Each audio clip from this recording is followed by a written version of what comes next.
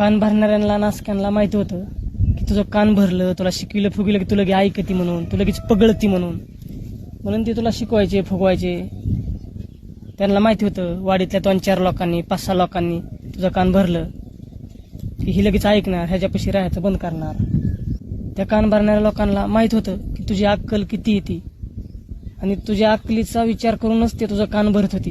वाडीतल्या ज्या लोकांना तू बोलायची, शेजारी पाजारी असतील, अवतीभोवती असतील, ज्या लोकांसोबत बोलायची ती सगळी लोक तुला माझ्याबद्दल चुकीचं सांगायची आणि तुझ्या लक्षात नाही आलं. तुला वाटायचं किती ही भारी भारी लोक आहेत, किती चांगली लोक आहेत ही, असं तुला वाटायचं. पण गोड बोलणारी लोक ही कधीच भारी नसते. तर आणि लग्न झाल्या मी तुला हे सांगून दिलं होतं, आम्ही कुणाच्या आद्यात मध्यात नसतो, आम्ही कुणाच्या दारात कधी डोकून बघत नाही, कुणाच्या पाल्यापाचळ्यावर कधी पाय देत नाही. आमच्यावर लोक मुद्दाम जळतात, मुद्दाम आमचं वाईट व्हावं असं त्यांना वाटतं.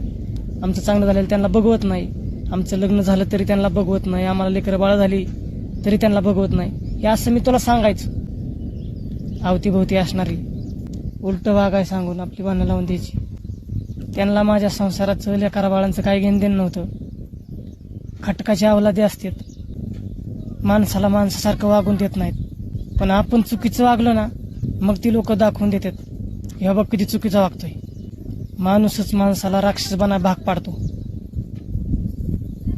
जो चांगला वागतो त्याला चांगलं वागून देत नसते, वाईट वागायला भाग पाडतात.